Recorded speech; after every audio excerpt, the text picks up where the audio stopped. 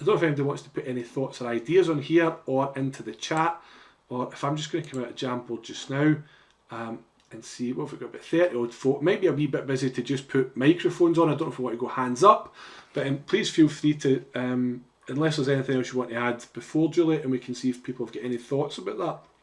No, Mrs. Neal's popped a comment in the chat box that would be interesting to hear a bit more about.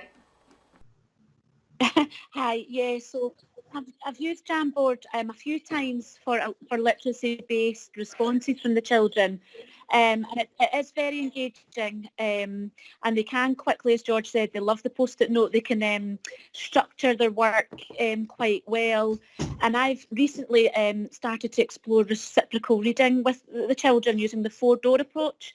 And Jamboard, you can see there would be quite easy for the children to, create their 4 areas, their Jamboard, and they can add the picture for predict. They could add a wee picture to go beside summarise. They could add the post-it notes in to respond to any films or text that you might use to progress their reciprocal reading skills. I really feel that Jamboard would be a great tool for that. And as I said, I've used it for things like pre-topic assessment and to share topic knowledge so far, and for exploring maths ideas for new maths concepts. So really, Google Jamboard is a really great tool for different things like that.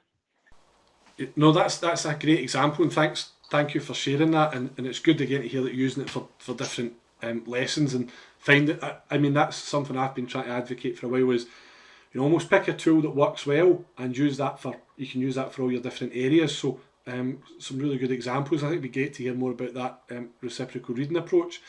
Mrs. Scott, I can just see a point in the chat as well about what age.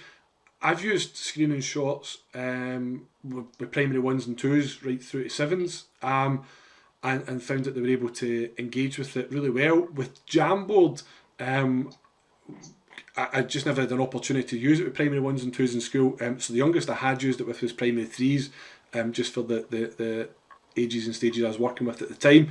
But I imagine, I don't know if anybody else has got experience of using Jamboard with younger learners, but the film, I suppose the wee caveat, just make sure you've definitely watched the film before you share it. There's one on there, it's a great story called Sandman, but might be a wee bit scary for some learners, but it doesn't have an age warning to tell you that. You could absolutely use it with 6-year-olds as long as they were well prepared for it.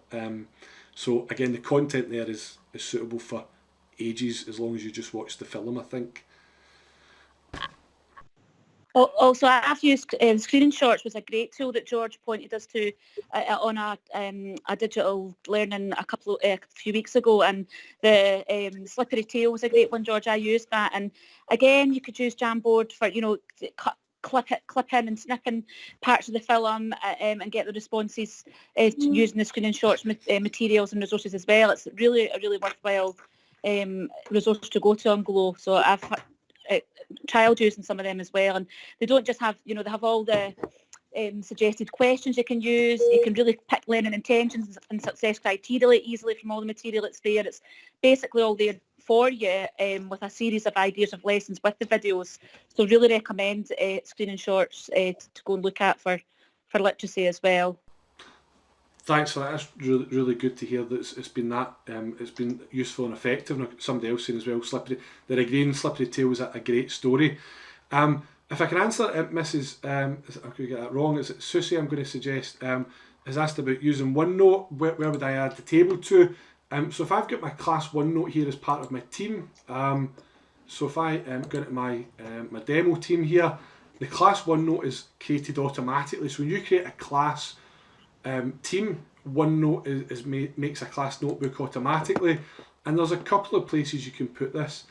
If you want your learners to collaborate, like what I've done, I've just added under the sections here, I've just put a new page in.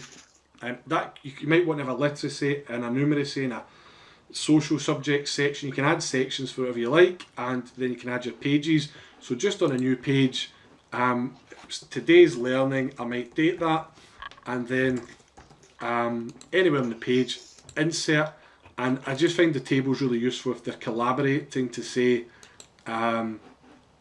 pick a box that someone hasn't written, or you could even say, George, there's George's box, there's Julie's box, and you might want to just name those boxes, anything that helps you to just order it. If you are concerned about who's writing or drawing whatever, if you go up to home, you'll have an option. Where is it gone? View, sorry. If you go to view, there's an option for show authors here. So just at the top of the OneNote, if you go to view, show authors, and it will tell you who has typed what in the page. So if Julie added something here, it would tell me that Julie had written those parts of the page that she had done. It would depend on the size of your screen. You might have to use the ellipsis to find show authors. That would depend on your screen size, how many menus it gives you at the top. You can also create, I've got a video, I won't show you it just now, but you can create an assignment, and when you create the assignment, you can create a Jamboard for a OneNote, sorry, for each learner. So if I just show you I won't show you how to do it, but with this literacy assignment I've made prior, let's see what students can see. I can create a OneNote for that assignment. So I want the learners to write on this page, and it's this comprehension workbook I've given them. So I want them to fill in the table here. You can just see examples. And again, being kind to yourself, I've drawn this one time and I've copied and pasted it over, changed some of the wording, and I can then assign this to all of my learners at the same time, and I could easily repeat that over and over, or reuse this. If this was Monday's learning, I could just reuse this workbook again for Thursday's learning and create a new copy.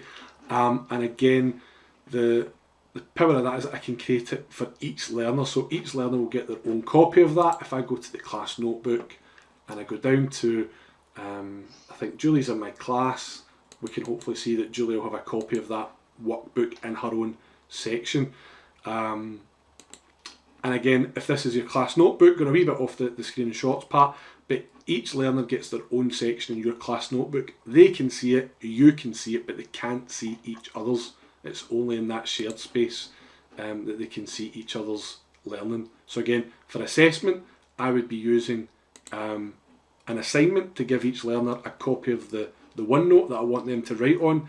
And if I'm doing some, perhaps at the start of a lesson, or checking understanding in the middle, I might ask them to collaborate on a shared one, but that will need to go in your one of your shared spaces, the collaboration space perhaps. I hope that answers those questions about OneNote. It's quite a few bits to cover there. I say Mr. Morgan was saying about Slippery Tail being engaging. I did it with a class in primary 4. I then got that same class again in primary 6, and it was the first thing they asked, could we do Slippery Tail again, because they found it so engaging. My survey's asked, will they see each other's responses? Hopefully I've answered that. So if you do a separate, if you do it as an assignment, you can create a notebook for each learner, and they can't see each other's, but they will see it if it's in the collaboration space. And we've got a wee video just demonstrating how that works. I'll make sure that's on the slides. It's on our YouTube channel. Well, just a big thank you everybody for contributing, and I hope you got something really worthwhile out of the session. If there's anything else that you'd like us to consider for the future, just let us know and we'll try and pick that up for you. So hopefully that's proved useful to you. Thanks very much for joining us. And I'll be on for another moment or two before I close the call.